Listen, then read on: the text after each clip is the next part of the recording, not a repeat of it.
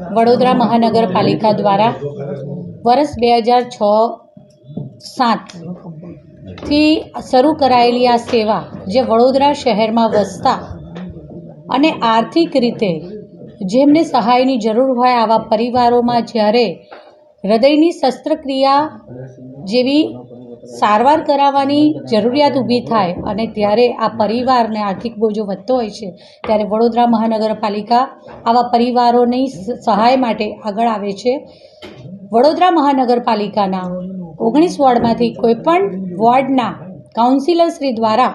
આની ભલામણ કરવામાં આવે છે કે જે પણ નાગરિકે પોતે હૃદયની શસ્ત્રક્રિયા કરાવી છે અને આર્થિક સહાયની એમને જરૂર છે ત્યારે કોઈપણ કાઉન્સિલરશ્રી દ્વારા આ ભલામણ કરવામાં આવે છે જે મેયર ઓફિસમાં રજૂઆત કરવામાં આવે છે અને મેયરશ્રી અને કાઉન્સિલરશ્રીની સંયુક્ત ભલામણ થકી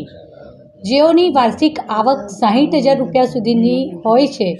તેવા પરિવારોના કોઈ સભ્યને જ્યારે આવી શસ્ત્રક્રિયા કરાવી હોય છે ત્યારે 50,000 રૂપિયા સુધીની આર્થિક સહાય કરવામાં આવે છે. આજ રોજ 2 અલગ અલગ લાભાર્થીઓને 50,000 રૂપિયા એટલે એમ કુલ 1 લાખ રૂપિયાની આર્થિક સહાય કરવામાં આવી છે. લગભગ વર્ષ 2006-2007થી અત્યાર સુધીમાં આપણે કુલ 540 જેટલા શહેરીજનોને આ રીતે હૃદયની શસ્ત્રક્રિયા પછી આર્થિક સહાય વડોદરા મહાનગરપાલિકા દ્વારા કુલ 2,55,07,095 રૂપિયા જેટલી આર્થિક સહાય વડોદરા મહાનગરપાલિકા દ્વારા કરવામાં આવી છે. વડોદરા મહાનગરપાલિકાના સૌ પદાધિકારીશ્રીઓ, સૌ કાઉન્સિલરશ્રીઓ અને સૌ શહેરીજનોને તેમની તકલીફના સમયે આરોગ્યના આવી રીતની જ્યારે આર્થિક સંકળામણ સાથે પ્રશ્નો ઊભા થાય ત્યારે હંમેશા સાથે હતા અને સાથે રહેશે. આજના આ ચેક વિતરણ કાર્યક્રમમાં આપણી સાથે સ્ટેન્ડિંગ સમિતિના ચેરમેન શ્રી ડૉક્ટર શીતલભાઈ મિસ્ત્રી, નેતા શ્રી મનોજભાઈ, દંડક શ્રી શૈલેષભાઈ, પૂર્વ ચેરમેન અને જેમણે ભલામણ કરી છે તેવા ડૉક્ટર હિતેન્દ્રભાઈ અને સાથી પક્ષના નેતા શ્રી ચંદ્રકાંતભાઈ બત્તુ જેમણે બીજા